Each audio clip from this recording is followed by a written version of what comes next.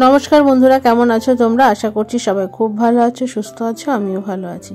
তো এই শীতের সকালবেলা ঘুম থেকে উঠে দুপুরের মধ্যে সমস্ত কাজ কিভাবে কমপ্লিট করলাম সেটাই আজকে তোমাদের সঙ্গে শেয়ার করব। তো সকালবেলা ঘুম থেকে উঠেই বিছানাটা পরিষ্কার করে নিলাম, মেয়ে পড়তে চলে গেছে। তারপরে বাসি জামা কাপড় ছেড়ে একদম চলে আসলাম রান্নাঘরে, আর এসেই বসিয়ে দিয়েছি লিকার চা। তো সকালবেলা লিকার চাটা করছি, আর এখানে আজকে আর দুধ চা করছি না। কদিন যাবৎ প্রচণ্ড শরীর খারাপ, আমার প্রচণ্ড প্রেশার বেড়ে গেছে, মাথা ঘুরছে, বিছানায় তো শুতেই পারছি না। তো সেই কারণে দুধ চাটা খাওয়া এখন আপাতত বন্ধ করেছি। আর রাতের বেলা গ্যাসটা কোনো রকমে পরিষ্কার করেছিলাম, তো সেই জন্য খুব একটা পরিষ্কার করা হয়নি। তো ভাবলাম একেবারে দুপুরে রান্নাটা বসিয়ে দেবো, তারপরে আস্তে আস্তে কাজটা কমপ্লিট করব। আর কাজে না কোনো এনার্জি পাচ্ছি না। তো যাই হোক, চা খাওয়ার পর সকালের টিফিনে ছাতু দিয়েছি। আর তোমাদের দাদাভাই আজকে দুপুরবেলা খাবে না, বললো অল্প করে ভাত খেয়ে যাবে টিফিন। সেই জন্য আমি আগেই না বসিয়ে দিলাম ডিম সেদ্ধ, আর একটু ভাত ছিল সেটাকে আমি গরম করে দেব। আর সকালবেলা রুটি কিছু করিনি, মেয়েকে ছাতু দিয়েছি, মিষ্টি মুড়ি দিয়েছি, এই ছিল মেয়ের টিফিন আর কি। মেয়েকে বাসি খাবার খুব একটা দিই না, যতটা পারি কম দিই আর কি। আর এখানে দেখো ডিমগুলো সেদ্ধ বসিয়ে দিয়েছি, আর এই কড়াইটা আমি মাজবো, সেই কারণে কড়াইতে ডিম সেদ্ধ বসিয়েছি। আর আমি খুব একটা কড়াইতে বসাই না ডিম, বেশিরভাগই চা করার পর যে চায়ের বাটিটা থাকে তার মধ্যেই করব। আর এই ডিম সেদ্ধ হয়ে যাওয়ার পর কড়াইটা বাইরে থেকে মেজেও নিয়ে এসে তারপরে বসাবো রান্না আর কি।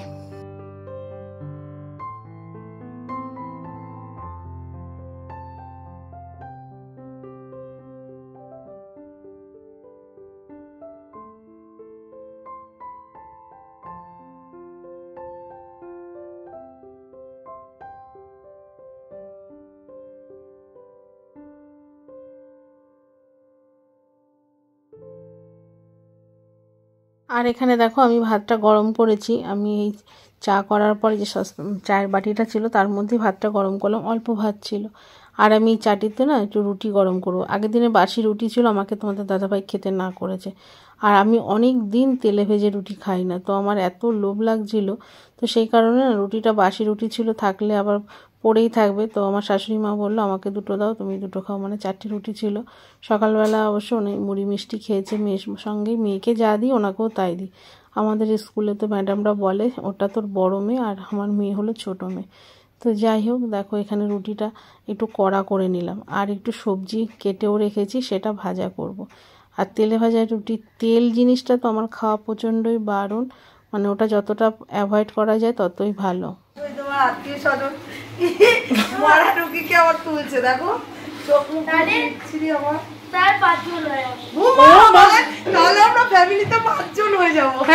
দিকে নিয়ে নে, আমার কোনো দরকার নেই। ঠিক আছে, তোরা তাহলে করতে পার নিয়ে আসবো আজকে। হ্যাঁ শোনো, সব ব্যবস্থা করে নে। সই দিয়ে দেবে, জেঠু সই দেবে না। ছোমা সই দেবে, জেঠু সই দেবে না।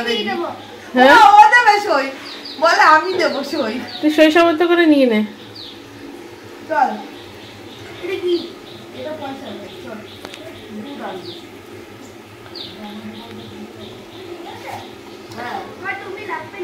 আর এখানে দেখো বিন, গাজর, বিট, আলু আর মটরশুঁটি, এইগুলো দিয়ে ভাজা করব। দুদিন ধরে ভাজা করব ভাবছি, আর ভাজা হয় না। কেটে নিয়েছি, তো দেখো এটা সুন্দর করে কাটা হয়েছে, একদম ঝিরিঝিরি করে কেটেছি। এর থেকে বেশি ঝিরিঝিরি আমি আর পারি না করতে।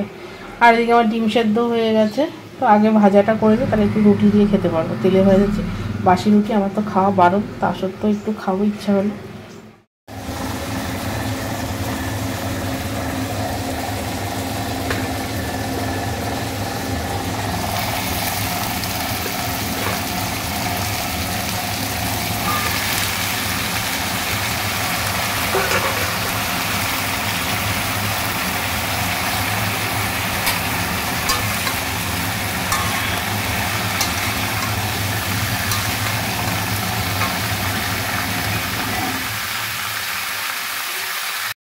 তো দেখো এখানে আমার বিট, গাজর, বিন সব কিছুতে যে ভাজাটা করেছি সেটা হয়েও গেছে। আর এই যে রুটিটা তেলে ভেজেছিলাম, এই গাজর দিয়ে খাবো ভাজা দিয়ে। বেলা বেজে গেল তোমার 1টা।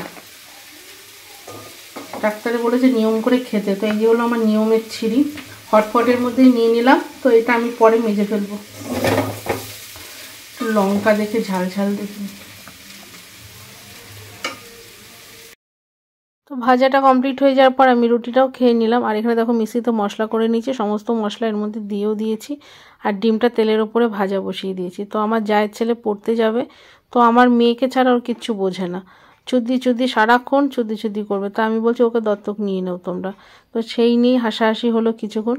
আর এখানে দেখো ডিমটা একটু কষা করব, মটরশুঁটি দিয়েছি, পরে ভুলে গেছিলাম, তো সেই জন্য একটু জল দেবো, তা নাহলে মশলাটা দিয়ে গামাখা করতাম। আর তোমাদের দাদাভাই দুপুরবেলা খাবে না, সেই জন্য তোমার বেশি কিছু করলাম না। এর আগের দিন লাউ শাক রেখেছিলাম, ভাবলাম আজকে করব।